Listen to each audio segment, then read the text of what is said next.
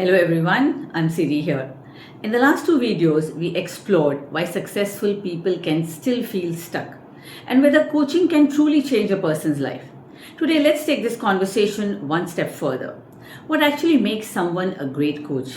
Is it a certification? Are the techniques or powerful questions? Or years of experience? All of these do matter, but after more than 25 years of working with people as a coach, as a trainer and mentor, I've come to believe that great coaching begins somewhere deeper. It begins with the coach. A great coach doesn't rush to know. Imagine a leader saying, I'm thinking of leaving my job. Our natural instinct may be to ask a question, why? Do you have another opportunity? Or is something wrong with your manager? Or have you spoken to the manager? But a coach might notice something more subtle. The person didn't say, I've decided to leave. They said, I'm thinking of leaving. So the coach becomes curious. What's happening inside as you think about leaving? Suddenly, the conversation goes deeper. Perhaps the issue isn't the job at all. Perhaps it's a feeling of being undervalued, or maybe a fear, or maybe exhaustion, or loss of a meaning. The coach doesn't assume. A great coach stays curious.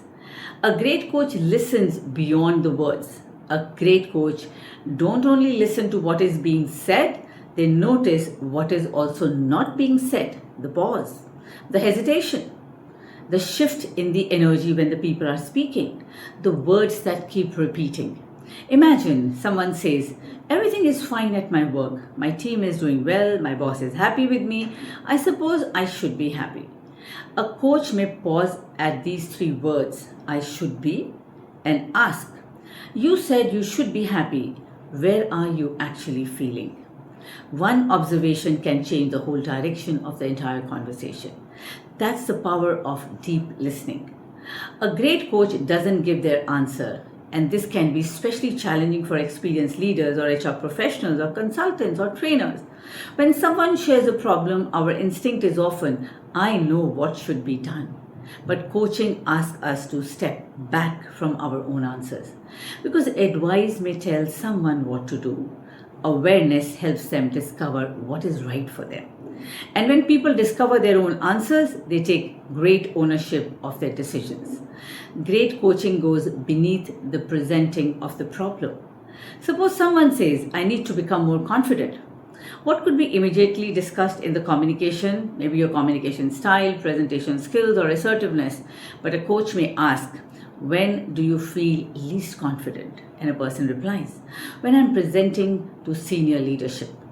So the coach goes deeper. What happens inside in those moments? Perhaps the answer is, I feel they are judging me. Now the conversation is no longer simply about the confidence.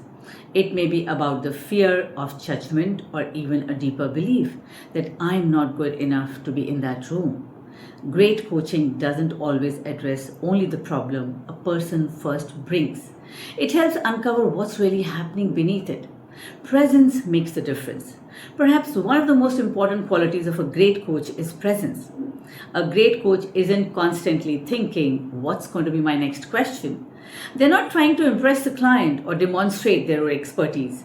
They are fully present, listening, observing, being curious, creating a space where another person can think more deeply than they normally do. Sometimes the most powerful coaching moment isn't a brilliant question. It's a pause long enough for someone to hear themselves. Can anyone become a great coach? I believe many people can learn the coaching skills. But becoming a great coach requires something more. It requires developing yourself, listening without judgment, being curious without assuming, becoming comfortable with not knowing, letting go of the need to fix, and developing enough self-awareness to recognize when your own beliefs and experiences are entering into the conversation. Because coach development and personal development cannot truly be separated. As the coach grows, the coaching grows. So what makes a great coach? A great coach doesn't need to have all the answers. They create a space where better answers can emerge. They listen beyond words. They stay curious. They don't rush to fix, they create awareness. And they trust the person in front of them to discover their own way forward.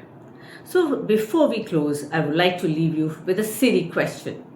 When someone shares a problem with you, do you immediately try to give them an answer? Or can you stay curious long enough to help them discover their own?